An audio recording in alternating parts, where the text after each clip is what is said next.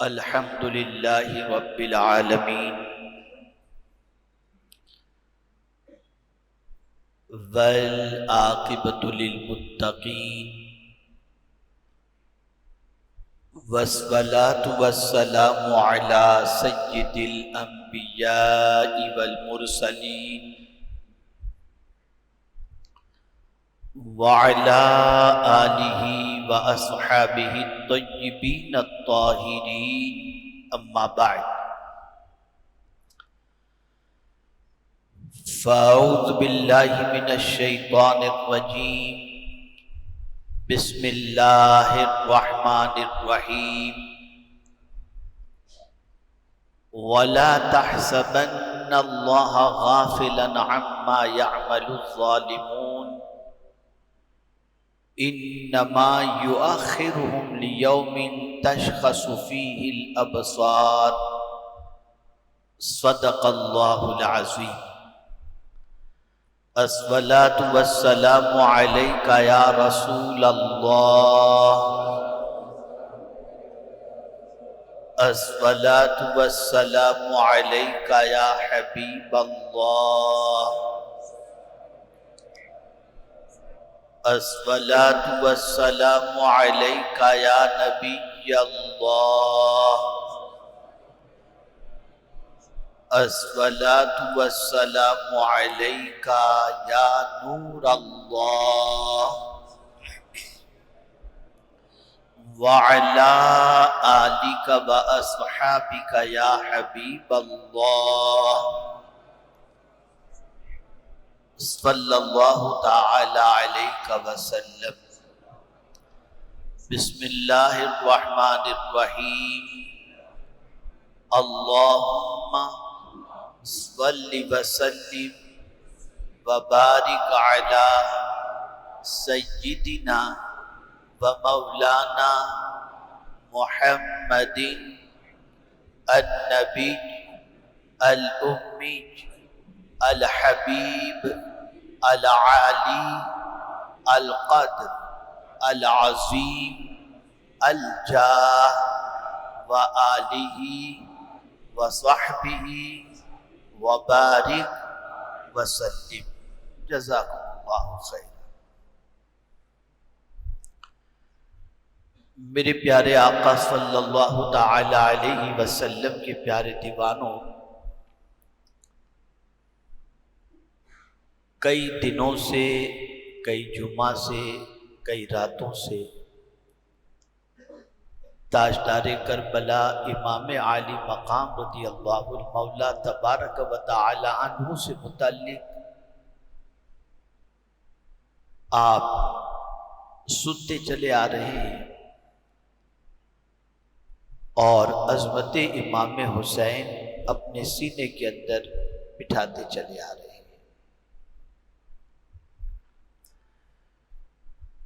میں آپ کے سامنے دو فکر پیش کرنا چاہتا ہوں، ایک فکر حسینی اور ایک فکر یزیدی۔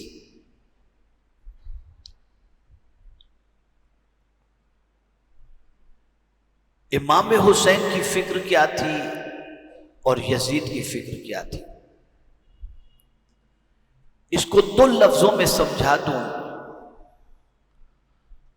تو بہت آسانی سے بات سمجھ میں آ جائے گی۔ حسینی فکر یہ تھی کہ آخرت اچھی ہو، اور یزیدی فکر یہ تھی کہ آخرت خراب ہو، دنیا اچھی ہو۔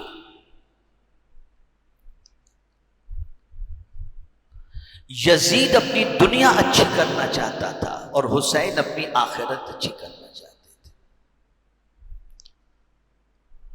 اور یہ بات اچھی طرح سے ذہن کے اندر محفوظ کر لیں کہ سب سے پہلے انسان کی فکر خراب ہوتی ہے، سوچ،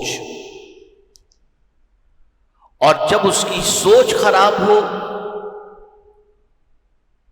تو پھر اس کے بعد وہ تباہی کے دہانے پر چلا جاتا ہے، اگر بری سوچ ہے تو، اور اگر اچھی سوچ ہے تو پھر اس کی دنیا بھی سنور جاتی ہے اور آخرت بھی سنور جاتی ہے۔ اگر ہم پوری دنیا کا اس وقت جائزہ لیں تو دنیا سوچ بدلنے ہی پر تلی ہوئی ہے۔ فکر بدلو، انسانوں کی سوچ بدلو۔ الیکٹرانک میڈیا پر جتنا خرچ کیا جا رہا ہے، سوشل میڈیا پر جتنا خرچ کیا جا رہا ہے، وہ سب فکر بدلنے کے لیے۔ اور آہستہ آہستہ مسلمانوں کی فکر بھی اتنی بدل گئی کہ وہ مسلمان جو کل تک گناہ سے بچنا اپنے لیے لازم سمجھتا تھا، آج وہ یہ کہنے پر مجبور ہو گیا ہے کہ یار آج کے دور میں اس کے بغیر چلتا نہیں، کر رہا ہے وہ۔ ایک مثال دوں گا پھر بات آگے کی طرف۔ 50 سال پہلے بیٹی کو کوئی دیکھ لے تو آنکھ نکالنے کا جذبہ تھا، اور آج سچویشن کیا ہے؟ شادی نہیں ہوئی، صرف رشتہ طے ہوا ہے، باپ ماں اپنی بچی کو اپنے منگیتر کے ساتھ، فیانسی کے ساتھ گھومنے بھیجنے کے اندر کوئی آر محسوس نہیں کرتے، کہتے اس سے دونوں کی انڈرسٹینڈنگ ہوگی، شریعت زیادہ جانتی ہے، آپ زیادہ جانتے ہیں، اور پھر اس کے بعد رشتے خراب ہو جاتے ہیں۔ تو کل تک جس چیز کو گناہ سمجھا جاتا تھا، آج وہ دور کی ضرورت بن گئی، فکر بدل گئی۔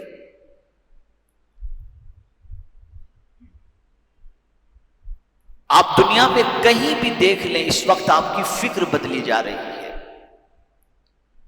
اور اسی لیے ڈاکٹر اقبال نے کہا قوت فکر و عمل پہلے فنا ہوتی ہے، پھر کسی قوم کی شوکت کو زوال آتا ہے۔ پہلے فکر بدلتی ہے، سوچ بدلتی ہے۔ امام حسین رضی اللہ المولا تبارک و تعالی عنہ نے جان دے کر وہ سوچ جو مدینے سے چلی تھی، اسی سوچ کو ہم تک منتقل کیا انہوں نے، کہ یہ دنیا چند دنوں کی ہے، کیا دنیا کا اقتدار، کیا دنیا کی چیزیں، کیا دنیا کی نعمتیں، کچھ بھی نہیں۔ اگر قدرت اپنی طرف سے عطا فرما دے تو اس کی قدر کرو، لیکن اس نعمت کو پانے کے لیے کسی پر ظلم نہ کرو، کسی پر زیادتی نہ کرو، کسی کی آبرو پر ہاتھ نہ ڈالو، کسی کے مال پر ہاتھ نہ ڈالو، کسی کی جان پر ہاتھ نہ ڈالو، کہ نہیں مجھے تو یہ دنیا کا ٹھاٹ ماٹ چاہیے اور جاہو جلال چاہیے۔ یزید نے یہی کیا، اس کی نگاہوں سے آخرت جو ہے وہ اجل تھی، بس یہ دنیا دنیا دنیا دنیا۔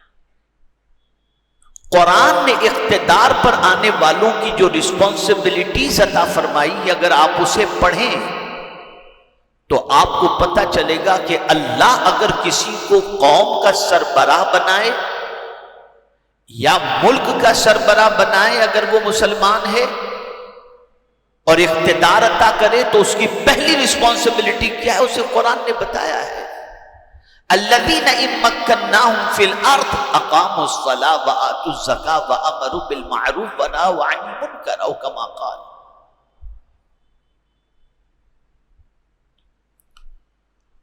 تو یزید نے جو ظلم کیا تاجدار کربلا پر یا اہل بیت پر، وہ آخرت سے بے خبر تھا اور قدرت کی پکڑ سے بے خبر تھا، اور جب بے خبری کے اندر اقتدار کے نشے میں مست ہو کر کوئی ظلم کرتا ہے، انجام سے بالکل بے پرواہ ہو کر، تو پھر آپ جانتے ہیں کہ جو یزید کا انجام ہوا، جس دردناک موت سے وہ گزرا، آج کہاں اس کی قبر موجود ہے کسی کو خبر تک نہیں، لیکن بچہ جانتا ہے کہ حسین کربلا میں آرام کر رہے ہیں، بچہ جانتا ہے۔ اب اس کو میں تھوڑا سا سمجھاؤں۔ کچھ چیزوں کو مسلمان گناہ سمجھتے ہیں، جیسے زنا کو مسلمان گناہ سمجھتا ہے، چوری کو مسلمان گناہ سمجھتا ہے، کسی کے مال کھا جانے کو مسلمان گناہ سمجھتا ہے، ماں باپ کو ستانا گناہ سمجھتا ہے، لیکن کچھ گناہ ایسے ہیں جسے مسلمان گناہ نہیں سمجھتا اور کرتا چلا جاتا ہے، اور وہ ہے ظلم۔ یزید کی بھی سوچ بدل گئی تھی کہ جب پوری دنیا میری بیعت قبول کر رہی ہے، اب یہ چند لوگ نہیں مانتے تو ان سے تو مقابلہ کرنا چاہیے۔ سوچ بدل گئی تھی، اور اس سوچ کی بدلنے کی وجہ سے ظلم کے لیے وہ تیار ہوا۔ تو یہ بات اچھی طریقے سے یاد رکھیں کہ جب انسان کسی پر ظلم کرنے کے لیے تیار ہوتا ہے، یہ اسی وقت تیار ہوگا جب اس کو اقتدار مل گیا ہو، جب اس کے پاس فوج ہو، جب اس کے پاس سرمایہ ہو، جب اس کے پاس طاقت ہو، جب اس کے پاس توانائی ہو، تب وہ کسی پر ظلم کرتا ہے اور سامنے والے کو کمزور تصور کرتا ہے، خود کو طاقتور اور سامنے والے کو کمزور۔ اب میں ایک سوال آپ سے پوچھتا ہوں، مجھے جواب دیجئے، کیا اللہ سے بڑھ کر کے بھی کوئی طاقتور ہے؟ جواب دیجئے آپ۔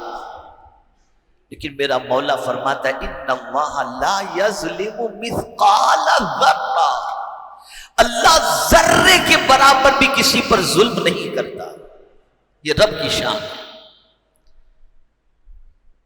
اور ہم لوگوں کا حال کیا ہے؟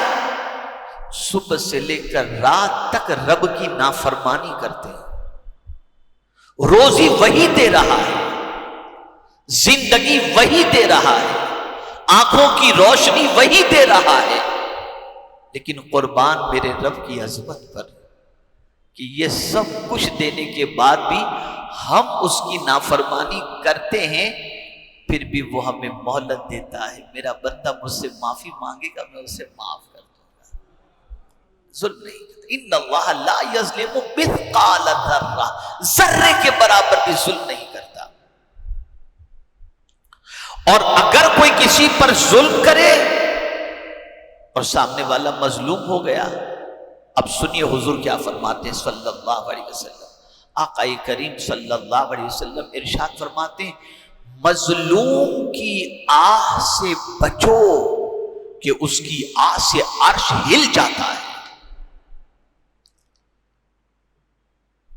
میں یزید کا بھی تھوڑا سا مسئلہ، اور دوسرا اسٹیشن پر ٹرین میں لٹکتے ہوئے ہمارے وہ نوجوان جو سفر کرتے ہیں، کوئی یہاں سے اندھیری جا رہا ہے، کوئی کلیان جا رہا ہے، کہیں پر تو دروازے پہ لٹکنے والے وہ کچھ لوگ جو پلیٹ فارم پر چکر لگا دیں، کوئی مارتے ہوئے گاڑی چلی جاتی، نکل جاتی، کوئی ہاتھ گاڑی والے پر ظلم کر رہا ہے، کوئی سائیکل والے پہ ظلم کر رہا ہے، کوئی کس پر ظلم کر رہا ہے۔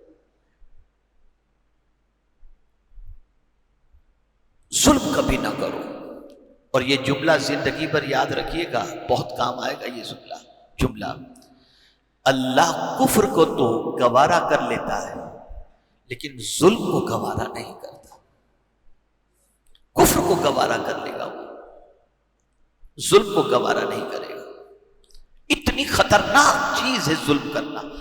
یعنی اس کو میں دوسرے اینگل سے سمجھاؤں کہ آپ کسی کو کمزور سمجھ کر کے اس پر ظلم کر رہے ہو، لیکن وہ ہے تو خدا کا بندہ، تو کیا آپ نے یہ سمجھا کہ اس کے پیچھے کوئی نہیں ہے؟ اس کے پیچھے خدا ہے، اس کے پیچھے اللہ ہے۔ اس لیے کبھی کسی پر ظلم، زیادتی قطعی طور پر نہ کریں، اور یہ اتنا بڑا گناہ ہے کہ قرآن کہتا ہے، حضرت ابو موسیٰ اشعری رضی اللہ تعالی عنہ سے روایت ہے کہ آقا کریم صلی اللہ تعالی علیہ وسلم نے ارشاد فرمایا، اللہ ظلم کرنے والے کو ڈھیل دیتا ہے، لیکن جب اسے پکڑتا ہے تو پھر دنیا کی کوئی طاقت اسے بچا نہیں سکتی۔ اور پھر حضور صلی اللہ علیہ وسلم نے یہ آیت تلاوت فرمائی، وَكَذَلِكَ أَخْذُ رَبِّكَ إِذَا أَخَذَ الْقُرَىٰ وَهِيَ ظَالِمَةٌ إِنَّ أَخْذَهُ عَلِيمٌ شَدِيدٌ۔ ایسے ہی تمہارا رب پکڑتا ہے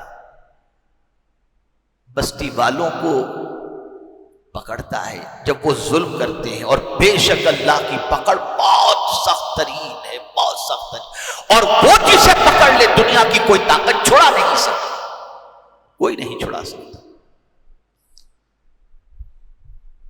نہ یزید کو اس کی فوج بچا سکی، نہ اس کے اعوان و انصار بچا سکے، نہ کوئی اسے بچا سکا، اس لیے کہ جب قدرت کی پکڑ ہوتی ہے تو پھر دنیا کی کوئی طاقت بچا نہیں سکتی۔ اور یہ جملہ زندگی پر یاد رکھیے گا، بہت کام آئے گا۔ کسی کو ستانے سے پہلے یہ سوچ لیجیے گا کیا اس کے پیچھے کوئی ہے، تو آپ کو پتا چلے گا یہ بندہ خدا کا ہے اور اللہ اس کا مالک ہے۔ ہم تو اس کو نہیں ستاتے جس کے پیچھے پولیس ہو، جس کے پیچھے یہ منسٹر ہو، جس کے پیچھے طاقت ہو، نہیں اس کو نہیں ستاتے، یار اس کے وہ پریشان کر دے گا۔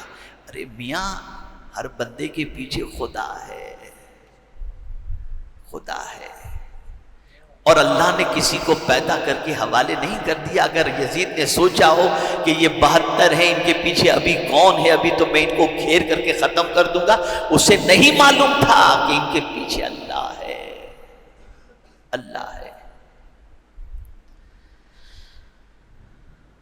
یہاں ایک اور بات میں آپ کے سامنے عرض کروں، اسے بہت اچھی طرح سمجھ لیجیے آپ۔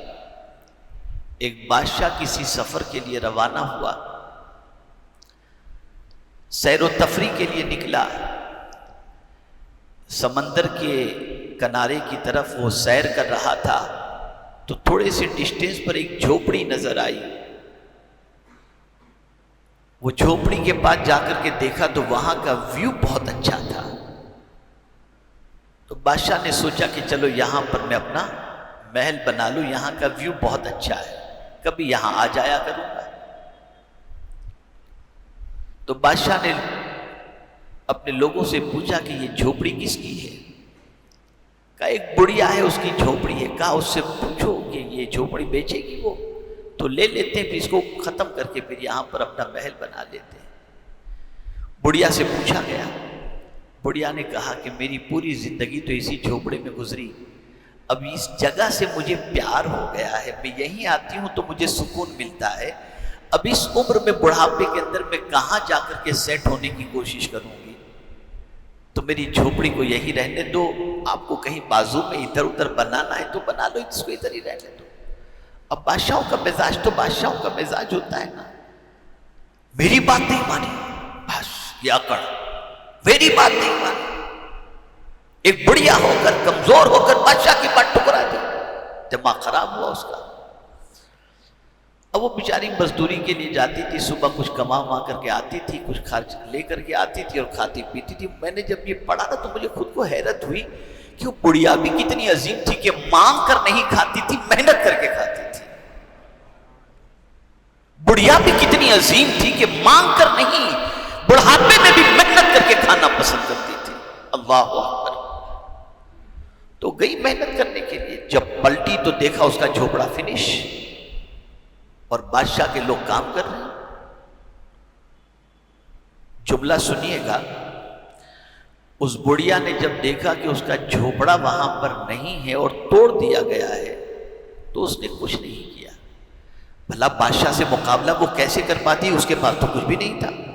مصلی بچھایا، ہاتھ اٹھا کر اس نے دعا کی، اے اللہ، جب میرا جھوپڑا توڑا جا رہا تھا تو میں تو یہاں پر نہیں تھی، تو کہاں تھا، تو کہاں تھا؟ بس اتنا کہنا تھا کہ بادشاہ کے جتنے محل جن جن ملکوں میں تھے سارے محل گر کر کے ختم ہو گئے۔ یہ ہوتا ہے۔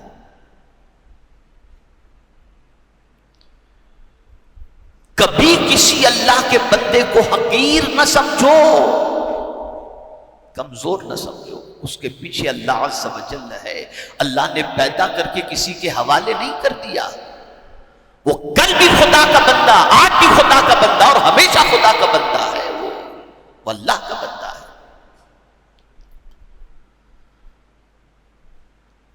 تو ظلم اتنی خطرناک چیز ہے جس کا انجام یزیدیوں کے انجام سے آپ نے محسوس کر لیا ہوگا کہ اللہ نے کتنا سخت ترین انجام ان کا فرمایا۔ اور یہاں دوسرا پہلو میں آپ کو بتاؤں، ہمارے سامنے تو کردار ہے نا۔ اللہ جب کسی کو طاقت دے، دولت دے، اقتدار دے، شہرت دے، تو ہمیشہ اس کی ذمہ داری ہے کہ کمزوروں پر شفقت فرمائے اور کمزوروں کو اٹھائے۔ اب میں ایک ایسی دلیل آپ کے سامنے پیش کروں گا کہ آپ کبھی اس کو رد نہیں کر سکیں گے، کبھی رد نہیں کر سکیں گے۔ ہر پریشان حال دکھی انسان جب سوچتا ہے، غریب ہے، سوچتا ہے کہ میری بگڑی بن جائے، تو اللہ والوں کے آستانے پہ چلا جاتا ہے، اور پھر ان کے صدقے میں اللہ عز و جل کام بنا دیتا ہے۔ اب وہ ہوتے ہیں ولیوں کے ولی، عظیم مقام ہوتا، اللہ کے دوست ہوتے ہیں، وہ ہاتھ اٹھا دیں کام ہو جائے، اتنا اونچا مرتبہ۔ لیکن قربان جائیے، ہر ولی ہر کمزور کو اٹھاتا ہوا دکھائی دیتا ہے۔ کبھی بھی کسی ولی نے کسی کمزور کو گرایا نہیں۔ ہر کمزور کا ماوا، ملجا، مسیحا بن کر وہ اس دنیا میں تشریف لائے، اور اللہ نے جتنی بھی قوت عطا فرمائی، ان قوتوں کا استعمال کمزوروں کو اٹھانے میں ہی انہوں نے خرچ فرمایا۔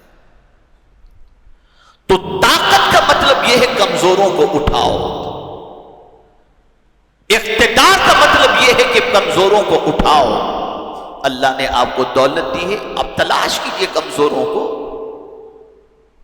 کسی کو ہاتھ گاڑی دلا دو، کسی کو کمال بھر دو، کسی کو کیا کر دو، کسی کو کیا کر دو، اٹھاؤ کمزوروں کو۔ اللہ نے دولت دی، اور یہ نہ سمجھنا کہ آپ کی دولت میں آپ کا حق ہے، صرف آپ کا حق ہے نہیں۔ قرآن کہتا ہے وَفِي أَمْوَالِهِمْ حَقٌّ لِلسَّائِلِ وَالْمَحْرُومِ، اور ان کے مال میں ان کا بھی حق ہے جو بے روزگار ہیں۔ آپ کے مال میں صرف آپ کا حق نہیں، قرآن کہتا ہے کہ وہ لوگ جو بے روزگار ہیں ان کا بھی حق اللہ نے ان کے مالوں کے اندر رکھا ہے۔ اپنے مال سے ان کو اٹھاؤ، اٹھاؤ ان کو۔ کوئی بیمار ہے، جاؤ جا کر کے مزاج پرسش کرو، دوائیں دلا دو، خبرگیری کرو۔ آپ کو دولت اللہ نے دی ہے اور اقتدار آپ کو دیا ہے، تو آپ کسی کی سفارش کرو، کسی کی مدد کرو، کسی کا کام بنا دو۔ یہ نہیں کہ آپ کو اللہ نے اقتدار دیا ہے تو آپ کسی پر ظلم کرو یا زیادتی کرو، نہیں، آپ سفارش کرو۔ سب سے بڑی مصیبت کی جگہ قیامت ہے، توجہ چاہوں گا، بس یہ آخری بات ہے۔ سب سے بڑی مصیبت کی جگہ، امتحان کی جگہ آخرت ہے، اور وہاں جو کامیاب ہو گیا بس وہ کامیاب۔ اور قیامت میں صرف ایک ذات کی سنوائی ہوگی، وہ میرے آقا صلی اللہ علیہ وسلم، صرف ان کی سنوائی ہوگی۔ ہر کوئی ڈر رہا ہوگا حضور کی بات کو اللہ سنے گا۔ اب سنیے، اللہ عز و جل نے اس سخت ترین حالات کے اندر کس کو عزت عطا فرمائی، کس کو مرتبہ عطا فرمایا، تو فرمایا گیا فقط اتنا سبب ہے انعقاد بزم محشر کا کہ ان کی شان محبوبی دکھائی جانے والی ہے، کہ یہ محشر اسی لیے ہے کہ حضور کی عظمت دکھائی جائے کہ محبوب کا مقام میرے نزدیک کیا ہے۔ لیکن حضور صلی اللہ علیہ وسلم وہاں کیا کریں گے؟ قربان جائیے، ہر کمزور کی مدد کرتے ہوئے دکھائی دیں گے، پیاسے کو پانی پلائیں گے، پل صراط پر جو ہوگا اس کے لیے دعا کریں گے۔ یہ حضور صلی اللہ علیہ وسلم کریں گے۔ گویا حضور نے مزاج عطا فرمایا، کمزوروں کو اٹھاؤ، کمزوروں کو گراؤ نہیں، ظلم نہ کرو، ظلم کا انجام بہت خطرناک ہے۔ اللہ کو کبھی کوئی غافل گمان نہ کرے، ظلم کرنے والا۔ اللہ عز و جل اگر مہلت دیتا ہے تو اس لیے دیتا ہے کہ قیامت میں جب اس کی پکڑ ہوگی تو اس کی آنکھیں پھٹی کی پھٹی رہ جائیں گی۔ انما یؤخرہم لیوم تشخص فیہ الابصار۔ اللہ رب العزت جل جلالہ آقا کریم رؤوف الرحیم علیہ التحیۃ والتسلیم کے صدق و طفیل مجھے آپ کو سب کو اللہ اور اس کے رسول کے ارشاد پر عمل کی توفیق عطا فرمائے، اور ہماری ذات سے اللہ کسی کو کوئی اذیت ہم نہ پہنچائے، اللہ ہمیں اس کی توفیق عطا فرمائے، اور ہماری ذات سے اللہ عز و جل نفعی لوگوں کو پہنچانے کی ہمیں توفیق نصیب فرمائے۔ وما علینا الا البلاغ المبین۔ السلام علیکم ورحمۃ اللہ وبرکاتہ۔